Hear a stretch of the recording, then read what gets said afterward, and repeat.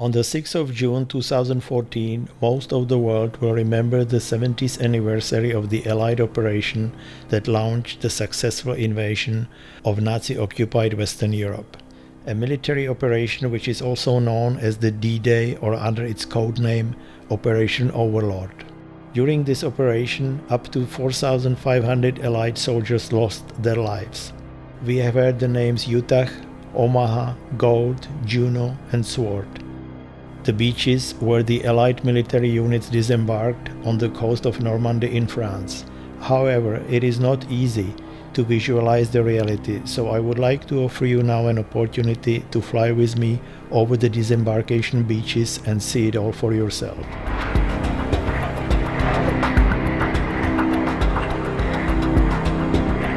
The Allies have chosen a rather deserted coast of Normandy, northwest of the city of Caen, in order to avoid the bigger ports where the German forces were expecting them. In just the first day of the operation, about 200,000 Allied soldiers were transported onto the beaches. I flew from the west to the east, so my video starts on Juno Beach, where American units disembarked. The disembarkation on Juno Beach was so successful because this part of the coast was not so well defended by the Germans. Also, the preliminary Allied bombing made a lot of damage and altogether 28 amphibian tanks made it to the coast. The success was, to a degree, aided by a small navigational mistake, which meant that the soldiers reached the coast at a point which was less defended than the originally planned area. The assault was at the same time supported by soldiers transported beyond the German lines in gliders and by paratroopers who attacked the German fortifications from inland. Here we are leaving Juno Beach and fly over to Pointe-d'Oc, which borders with Omaha Beach. Pointe-d'Oc is remembered for the heaviest fighting. More than 200 men of the 2nd Ranger Battalion had to overcome 30 meters high cliffs with ropes and ladders to destroy the gun battery located there.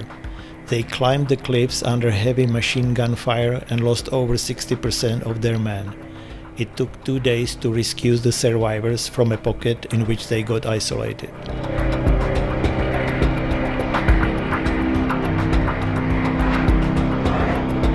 American units also disembarked at Omaha Beach. Here the losses were most heavy because the preliminary bombarding of German positions was not as effective as at Utah or other sections.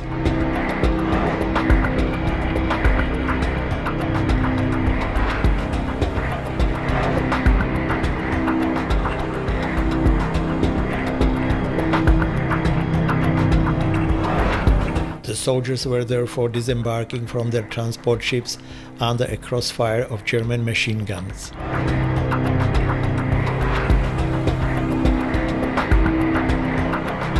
The American amphibian tanks did not mostly manage to make it to the shore because of high winds and seas. Therefore, this section of the coast has also been called the Bloody Omaha. The Allied military units needed a huge amount of fuel for their tanks, armored cars and other motorized vehicles. A special pipeline under the sea from Britain to Normandy was built within the first 2 days of the invasion. The pipeline ended here at Port-en-Bessin, from where it was distributed to the fighting units. Past Omaha lies the next beach codenamed Gold. Here about 25,000 British troops disembarked. At least 413 of them lost their life here. Close to the town of Arromanches, next to Gold Beach, we can still see the remains of Mulberry Bay artificial harbour, also known as Port Winston. The complete Mulberry Harbour was made of about 600,000 tons of concrete between 33 jetties and had 15 kilometers of floating roadways connecting them to the land.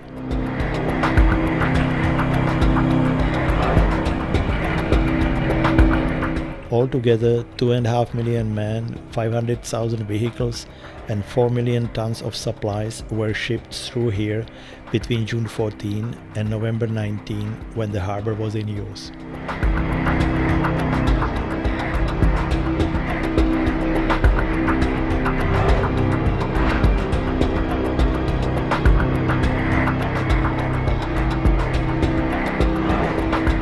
This is already Juno Beach, where the Canadian and partly also British troops disembarked, altogether about 15,000 men.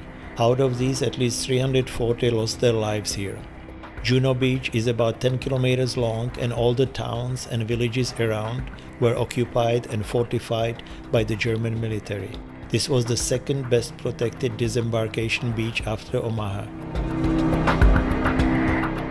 About 1/3 of the landing ships were destroyed here by the German naval mines and by underwater cliffs.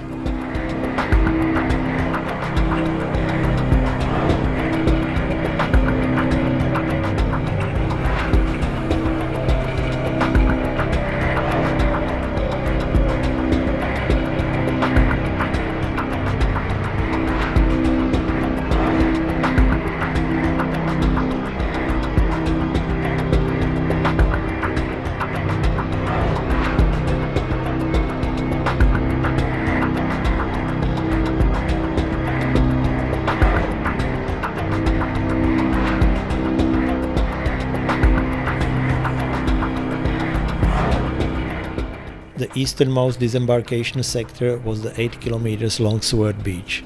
Here about 29,000 British soldiers and 177 soldiers of the Free French landed.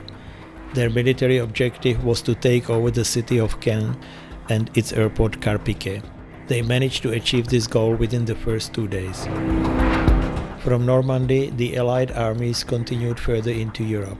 Paris was liberated on the 25th of August, Brussels on the 3rd of September, Luxembourg on the 10th of September, Strasbourg on the 23rd of November 1944, and Pilsen on the 6th of May 1945. D-Day was the greatest amphibious operation the world has ever seen.